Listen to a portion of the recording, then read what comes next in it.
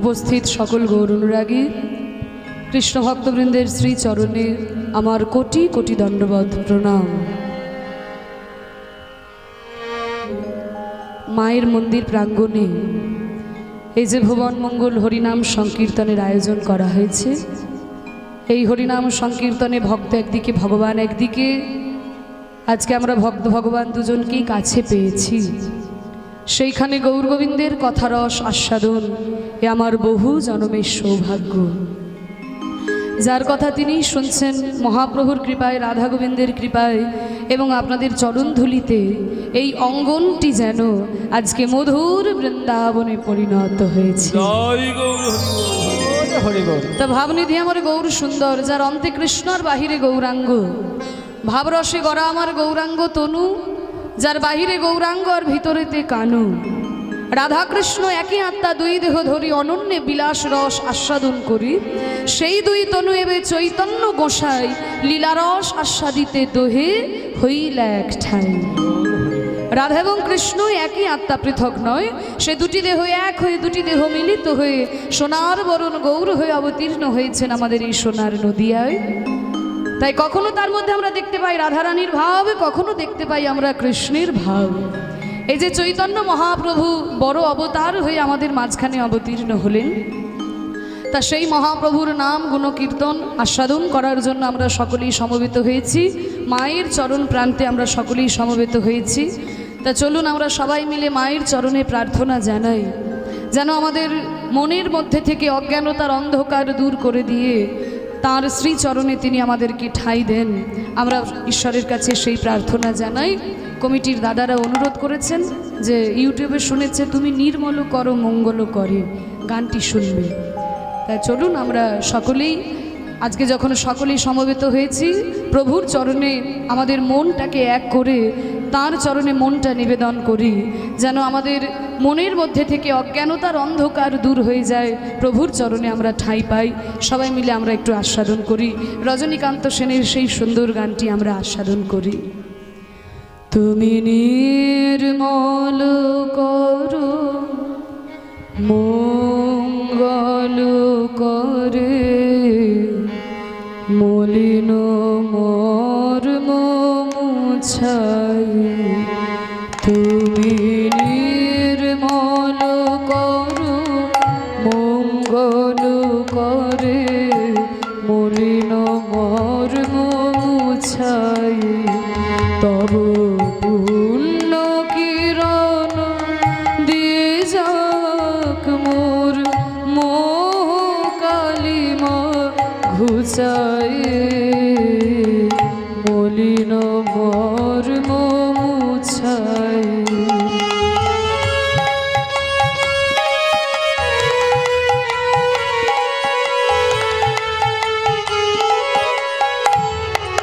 দেখুন, এই গানটি আমাদের সবার জানা, ছোটবেলা থেকে শুনে শুনে আমরা বড় হয়েছি, কিন্তু গানের মানেগুলো সবসময় বোঝা হয়ে ওঠে না। কারণ আমরা বাঙালি হলে কি হবে, বেশিরভাগ বাংলার মানে জানি না। শুদ্ধ বাংলা যেগুলো বিশেষ করে সংস্কৃত থেকে বাংলা এসেছে, সেগুলো মানে আমরা বুঝতে পারি না। বাঙালির কিন্তু খুব অবস্থা খারাপ। বাঙালি জানে মিসড কল মানে কি, হ্যাঁ, বাঙালি ইংরাজি কথার মানে জানে, কিন্তু বাংলা কথার মানে জানে না। তাই এই গানের মানেগুলো আমি একটু সহজ করে ভেঙে বলে দিই, আপনাদের সুবিধা হবে। বলছে তুমি নির্মল করো প্রভু, নির্মল মানে পরিষ্কার করো, নির্মল করা মানে পরিষ্কার করা। কি পরিষ্কার করবে? মঙ্গল করে, কর মানে হাত, মানে তোমার মঙ্গলময় হাত দিয়ে কি পরিষ্কার করবে? মলিন মর্ম মুছাই। মলিন মানে ময়লা, মর্ম মানে অন্তর। আমার এই ময়লা মনটাকে, আমার এই ময়লা অন্তরটাকে তোমার মঙ্গলময় হাত দিয়ে তুমি নিজে পরিষ্কার করে দাও ঠাকুর। আমি অনেক চেষ্টা করেছি আমার এই ময়লা মনকে পরিষ্কার করার, আমি পারি নাই। তাই আমি তোমার চরণে আজকে ছুটে এসেছি মাগো। তোমার অজ্ঞানতার অন্ধকার তুমি দূর করে দাও, তোমার ওই মঙ্গলময় হাত দিয়ে তুমি নিজে আমার এই মনটাকে পরিষ্কার করে দাও। কত সুন্দর প্রার্থনা করে লিখছেন, তুমি নির্মল করো মঙ্গল করে, মলিন মর্ম মুছাই। তব পূর্ণ কিরণ দিয়ে যাক মোর মোহ তব পুণ্য কিরণ দিয়ে যাক মোর মোহ কালিমা ঘুচায়। দেখবেন সকালে সূর্য ওঠার আগেই কিন্তু চারিদিকটা আলো হয়ে যায়। সকালবেলায় সূর্য ওঠার আগেই যেমন চারিদিকটা আলো হয়ে যায়, ঠিক তেমনি তুমি আমার হৃদয় আকাশে উদিত হওয়ার আগেই আমার হৃদয় থেকে অজ্ঞানতার অন্ধকার যেন দূর হয়ে যায়। তব পুণ্য কিরণ দিয়ে যাক মোর মোহ কালিমা ঘুচায়। বলে বাহ, ভগবান বললেন বাহ, সারা বছর আমাকে মনে পড়ে না, এই রাস্তা দিয়ে 1000 বার পেরিয়ে যাও, একবার মায়ের মন্দিরে প্রণাম করো না। বছরে একবার যখন কীর্তন হয়, হরিনাম হয়, তখন ঠাকুরের কাছে আসো। তাহলে আজকে হঠাৎ করে ঠাকুরের কাছে এসে, আমার কাছে এসে কীর্তনিয়ারের সঙ্গে এমন সুন্দর প্রার্থনা, চোখের জলে একেবারে ভেসে যাচ্ছ কেন? কি দুঃখ তোমার, কি কষ্ট তোমার? বলে প্রভু আমার কি দুঃখ, আমার কি কষ্ট। তাহলে তোমার চরণে আমি জানাই, কি কষ্ট জানো? লক্ষ শূন্য লক্ষ বাসনা ছুটিছে গভীর আধারে, জানি না কখন ডুবে যাবে কোন অকুল গরল পাথারে। লক্ষ শূন্য লক্ষ বাসনা ছুটিছে গভীর আধারে, জানি না কখন ডুবে যাবে কোন অকুল গরল পাথরে। বলি বল, কত সুন্দর কথা দেখুন। বলছে লক্ষ শূন্য লক্ষ বাসনা। লক্ষ্য মানে কি? বানান কি লক্ষ্য? এই যে বাচ্চারা বলো, গল্প করছো, লক্ষ্য বানান কি? হ্যাঁ বলো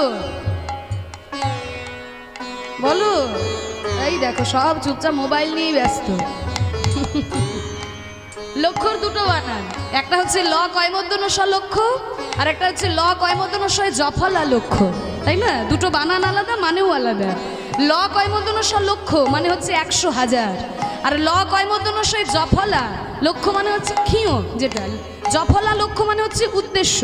যদি বলা হয় তোমার জীবনের লক্ষ্য কি, তাহলে সেটা কিন্তু কয়মধ্যনস্য জফলা। আর যখন অ্যামাউন্ট হয় 100,000-এর কথা বলা হয়, তখন হচ্ছে ল কয়মধ্যনস্য। তার হচ্ছে লক্ষ্য শূন্য মানে জীবনের আমার কোনো নির্দিষ্ট লক্ষ্য নেই, এই জায়গায় আমাকে পৌঁছাতে হবে, এই নির্দিষ্ট লক্ষ্য আমার নেই, কিন্তু লক্ষ্য বাসনা, লক্ষ লক্ষ আমার কামনা বাসনা ছুটিছে গভীর আধারে, জানি না কখন ডুবে যাবে কোন অকুল গরল পাথারে। এই লক্ষ লক্ষ কামনা বাসনা আমার কবে যে বিষের সাগরে গিয়ে মুখ থুবড়ে পড়বে তা আমরা কেউ জানি না।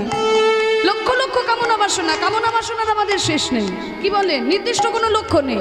আজকে যখন গ্রামে কিছুই ছিল না, হঠাৎ করে একটা বাড়ি হয়েছে, গাড়ি হয়েছে, সবই হয়েছে, তা যখন সব কিছু হয়ে গেল মনে মনে ভাবলেন ধুর বাবা, এই ধেরে কুস্তর গ্রামে কে পড়ে থাকবে, ওই কলকাতা থেকে একটা ফ্ল্যাট কিনবো। তা যখন কলকাতায় একটা ফ্ল্যাট হয়ে গেল মনে মনে ভাববে ধুর বাবা, কলকাতা থেকে আর মানুষে থাকে, মুম্বাই গিয়ে থাকবো। তা কিছুদিন মুম্বাই থাকতে থাকতে সেখানেও ভালো লাগবে না, বলবে ভারতবর্ষেই থাকবো না, আমেরিকাতে গিয়ে থাকবো। তাহলে দেখুন জীবনের কোনো নির্দিষ্ট লক্ষ্য নেই, কিন্তু লক্ষ লক্ষ কামনা বাসনা আমার কখন যে এই সংসার রূপী বিষের সাগরে মুখ থুবড়ে পড়বে তা আমরা কেউ বলতে পারি না। তাই কবি বলছেন লক্ষ শূন্য লক্ষ বাসনা ছুটিছে গভীর আধারে, জানি না কখন ডুবে যাবে কোন অকুল গরল পাথারে। বাহ, তোমার লক্ষ লক্ষ কামনা বাসনা নিয়ে তুমি সংসার রূপী বিষের সাগরে মুখ থুবড়ে পড়েছো, তাহলে আমাকে কি করতে বলছো? আমি কি করব? বলে প্রভু তুমি যদি না করো তাহলে কে করবে?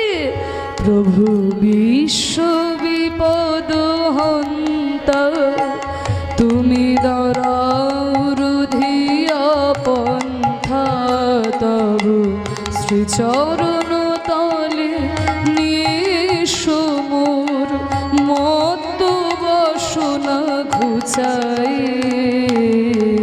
মলিন মর্ম মুছাই।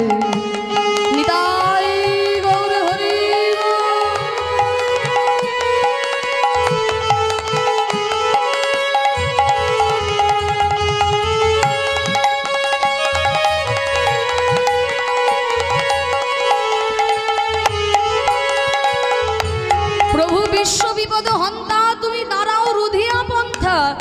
শ্রীচরণ তলে নিয়ে সমর মত্ত বাসনা ঘুচাই। প্রভু আমি সংসাররূপী বিষের সাগরে মুখ থুবড়ে পড়েছি, কিন্তু তুমি তো বিশ্বের পিতা, তুমি তো জগতের পিতা। আমি না হয় তোমার সন্তান, তুমি তো পিতা। তুমি যদি আমায় রক্ষা না করো তবে আমাকে কে উদ্ধার করবে? মনে করুন একটা বাচ্চা ছেলে সাঁতার জানে না, জলে নেমে পড়েছে। এবার সাঁতার জানে না, জলে নেমেছে, দূর থেকে দাঁড়িয়ে নানান লোকে নানান কথা বলবে। কেউ কেউ বলবে এই ছেলে সাঁতার জানিস না তো জলে নেমেছিস কেন? কেউ কেউ বলবে ছেড়ে দাও ছেড়ে দাও, পরের ছেলে পরমানন্দ, যত উচ্ছন্নে যাবে ততই আনন্দ, তাই না? তাহলে নানানজন নানান কথা বলবে। এমন সময় যদি ছেলেটার বাবা রাস্তা দিয়ে পেরিয়ে যায়, সে কি এই কথা বলতে পারবে যে সাঁতার জানিস না তো জলে নেমেছিস কেন? তাহলে বাবা কি করবে? প্রাণপণ চেষ্টা করে ওই জলের মধ্যে নেমে তার সন্তানকে জল থেকে তুলে নিয়ে আসবে। তাহলে প্রভু আমি সংসাররূপী বিষের সাগরে ডুবেছি, আমি তো সাঁতার জানি না প্রভু, কিন্তু তুমি তো জগতের পিতা, তুমি তো বিশ্বের পিতা। আর কেউ আমাকে উদ্ধার করুক না করুক, তুমি তো আমার পিতা। তুমি যদি উদ্ধার না করো তবে কে উদ্ধার করবে? বলে বাহ, তোমরা কলিযুগের মানুষ তো, যখন ভক্তি দিয়ে বাঁধতে পারো না তখন যুক্তি দিয়ে বেঁধে দাও। ঠিকই বলেছো। আমি বেদান্ত দর্শনে নিজেই বলেছি যে আমি সবার পিতা, সবাই আমার সন্তান। ঠিক আছে, আমি যদি তোমাদের পিতা, তাহলে আমার পিতার খোঁজ খবর রেখেছো তো? বাবা যখন বলেছো তাহলে বাবার খোঁজ খবর রাখতে হয়। বাবার খোঁজ খবর রেখেছো? বলে হ্যাঁ রেখেছি। তাহলে আমি কোথায় থাকি জানো? বলে সব জানি, এই কীর্তন শুনে শুনে সব মুখস্থ করেছি। এই যে রামচন্দ্র থাকে অযোধ্যায়, কৃষ্ণচন্দ্র থাকে বৃন্দাবনে, নবদ্বীপে থাকে মহাপ্রভু, জগন্নাথ রয়েছে পুরীধামে। আরও শুনবে, আছো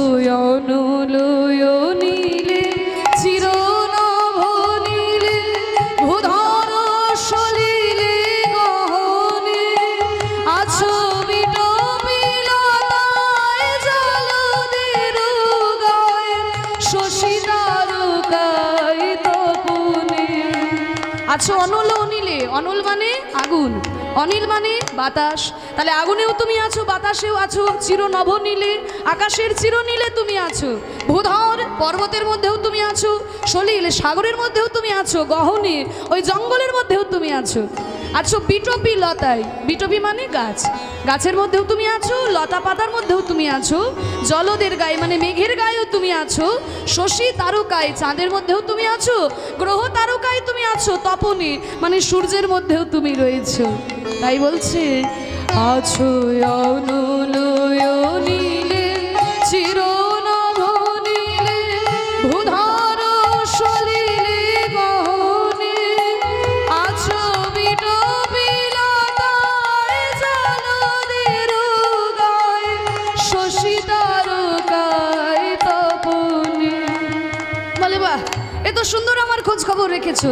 তাহলে এত জায়গায় আমি রয়েছি যখন তুমি জানো, তবে হলে আমাকে ধরতে পারছো না কেন? এত মনের তোমার কষ্ট কেন? আমাকে ধরতে পারছো না কেন? বলে তোমাকে ধরবো কি করে? আমি নয়নে বসন বাঁধিয়া বসে আধারে মরি গো কাঁদিয়া। প্রভু আমি তোমাকে ধরতে পারছি না, আমি যা কিছু দেখছি, যা কিছু উপলব্ধি করছি, সমস্ত কিছুর মধ্যে তুমি রয়েছো প্রভু, তবু আমি তোমাকে ধরতে পারছি না। কেন জানো? কারণ আমার চোখে যে অজ্ঞানতার ময়লা গামছা বাঁধা। অজ্ঞানতার ময়লা গামছা যদি কারোর চোখে থাকে, সে কি আর কোনো কিছু পরিষ্কার দেখতে পায়? ছোট্ট একটা ঘটনা বলে এই অংশটা শেষ করছি। একজন ব্রাহ্মণ ঠাকুরমশাই ছিল, বুঝলেন? ব্রাহ্মণ ঠাকুরমশাই খুব শিব ঠাকুরের ভক্ত, দিনরাত শিবের পুজো করে, শিবের পুজো ছাড়া আর কারোর পুজো জানে না। কিন্তু সেই ব্রাহ্মণের সারা বছর ভিক্ষা করে দিন যায়। তো একদিনকে মা পার্বতী শিব ঠাকুরকে বলছে, স্বামী এই ব্রাহ্মণ আপনার এত ভক্ত, আপনার পুজো ছাড়া আর কারোর পুজো করেন না, তাই সারা বছর ভিক্ষা করে কাটে, আপনি তো